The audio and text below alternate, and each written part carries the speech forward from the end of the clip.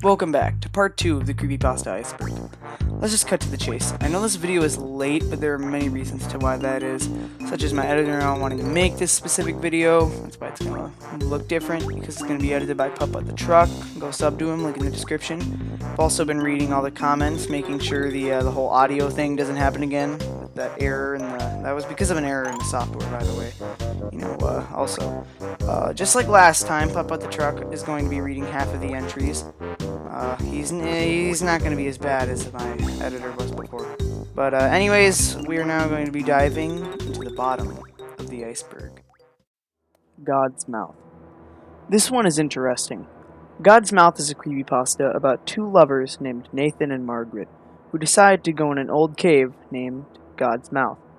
Upon entering the cave, they both walk for a long time, until Margaret starts to complain and explains why she wanted a normal vacation and not a cave expedition. So, he agrees to leave the cave. After walking for what seems like hours to them, in both directions, they all just find dead ends. Nathan puts his ear up to the cave wall, only to hear Margaret screaming on the other side. He soon realizes that the cave walls are slowly closing in to crush him to death. Kagakeo. This is just another creepypasta character like Jeff the Killer. Just your average generic run-of-the-mill story. I don't have the patience to talk any more about these characters. Moving on. Entity 303. Entity 303 is a Minecraft creepypasta, much like Herobrine, about a Minecraft dev who is fired by Notch and apparently started to hack, haunt, and stalk players of the Minecraft world. Just a Minecraft creepypasta, nothing really much here. Moving on. Bob. Bob is a creepypasta similar to The Rake, in which the monster named Bob, which is an acronym that stands for Brutal, Obscene Beast, will stalk humans before coming in for the kill and eating them. And Tram.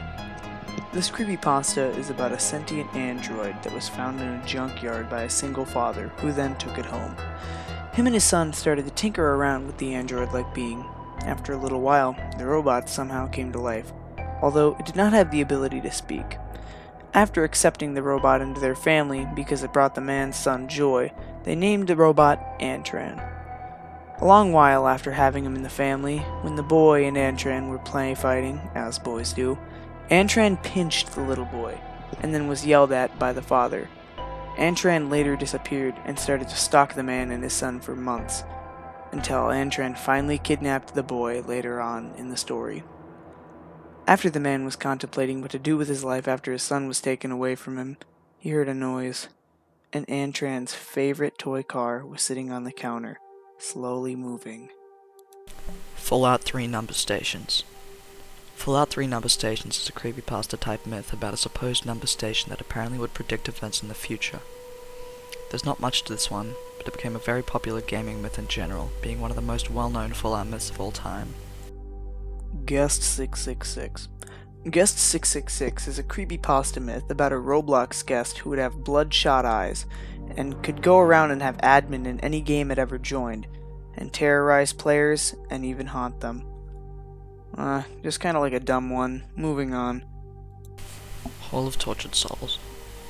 Hall of Tortured Souls is a creepy Easter egg in Microsoft Office 95. When you activate a certain command, you can enter a Doom clone looking game with a door in front of you.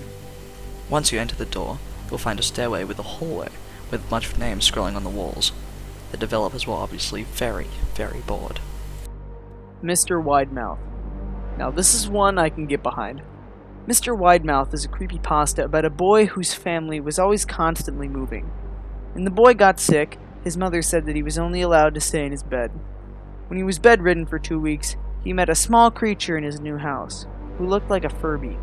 The creature's name was Mr. Widemouth.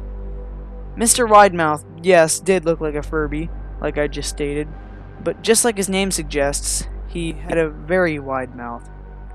He would tell the boy to do various things that he would say were safe, but were clearly not, such as telling him to jump out of a window and saying there would be a trampoline at the bottom, and to juggle knives.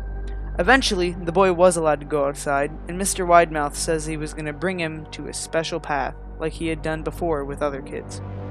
When the boy moved away, Mr. Widemouth waved a sad goodbye. Years later, the boy returned to the old house, and to his surprise, it was burnt down with only the foundation present.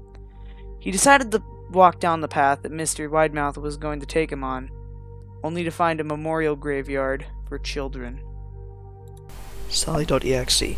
It's Sonic.exe but worse. Moving on. Meg's suicide.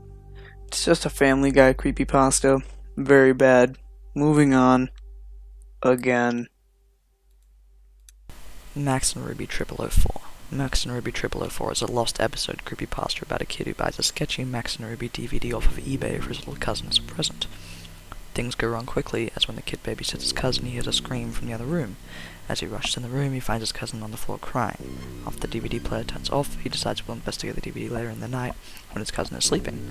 Later that night, when he watches the DVD on his laptop, he finds everything is normal except for Episode 4. Episode 4's title was renamed Rest in Peace, Mom and Dad.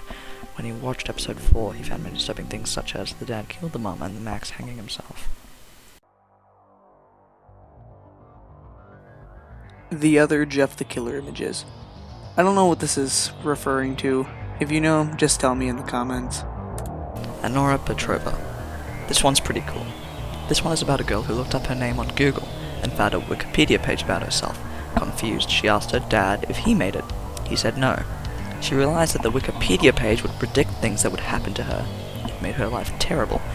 And then she checked it one final time and it said she died that very day. The Grifter. The Grifter was a hoax about a supposed video that would shatter the mental state of whoever watched it. The video apparently had things like a bathtub full of maggots, dead bodies, and the such. The creator of the hoax admitted it was fake, though. Judge Angels. I'm not even going to talk about this one, just in the dumb fangirl character story for the 100th time. Moving on. Phineas and Ferb lost episode. I don't know which creepypasta this is referring to. I know it sounds weird, but there's actually lots of Phineas and Ferb creepypastas out there. So it's just another bad creepypasta about a character like Slenderman that I don't have time to talk about. Moving on. /x/creepypastas. I think this is put here as a joke. It's just the 4chan message board about creepypastas. Nothing really to say here. The Ghost of RP Downtown. The Ghost of RP Downtown is a rumor of a ghost sighting in a Gary's mod map. The reason for the ghost sighting rumor is probably because the source maps look kinda creepy on their own. Misfortune GB. Misfortune.gb is a creepypasta about a game that was apparently never released and is hidden in game files of other games. It was about a demon who meets a little boy and puts the boy you play as through mazes and puzzles. If you lose one of the mazes or puzzles, you get greeted with the game over screen. Anyone who sees this screen and hears the game over music will apparently go insane or get extreme paranoia or anxiety. It is an interesting one and is very similar to Lavender Town. We Deleted You.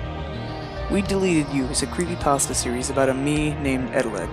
It is the spirit of a man who worked at Nintendo of America and died, and now possesses a me that's in a haunted Wii.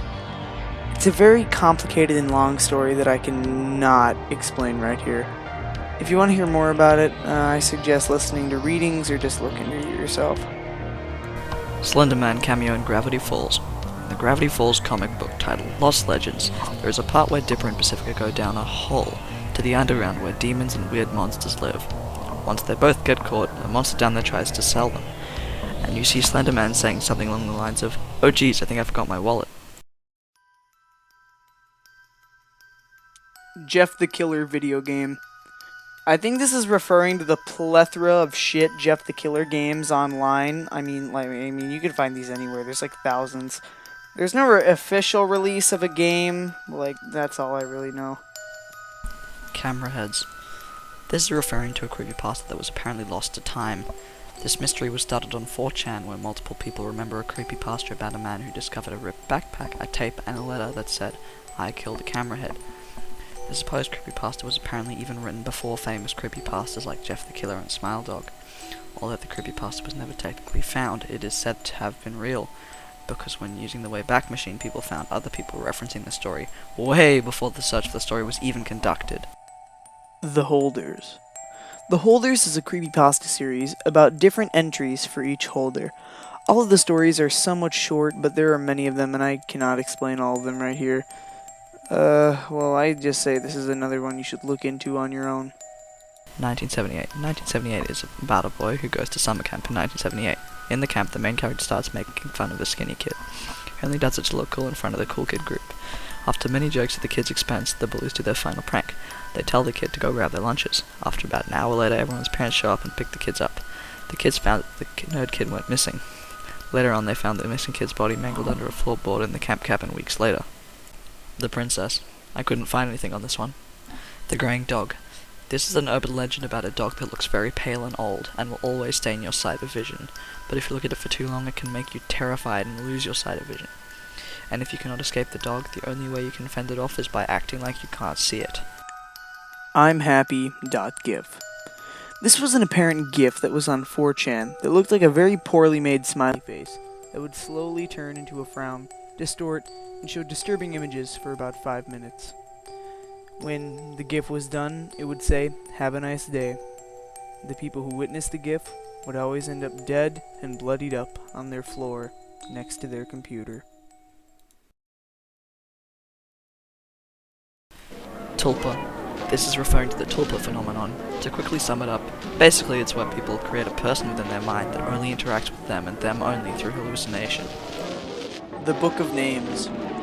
The Book of Names is a creepypasta about a book found in a very old library from the 1850s that has every single country and every single name of the person in it. If you say that person's name in the ritual words next to the name, the person will fall to the ground and die. Bow down to your new god Zalgo. Zalgo is an urban legend about a demon who is the incarnate of evil, and the demon wipes out entire civilizations in an instant and kills all life it ever sees. Well, that was that. I hope you enjoyed it. Just to let you guys know, I did skip some of the entries that were just kind of bad, or I couldn't find really anything on. Also, huge thanks to all the fucking new subs. Yeah, I love all you guys. We finally passed 100. We're almost going to be the biggest Joe Bomb on YouTube. Again, as I said in the beginning, thanks to Putt for editing this thing. Go sub to him. I'll link him in the description. Anyways, expect a movie review on the way. And that's about it. See you guys later.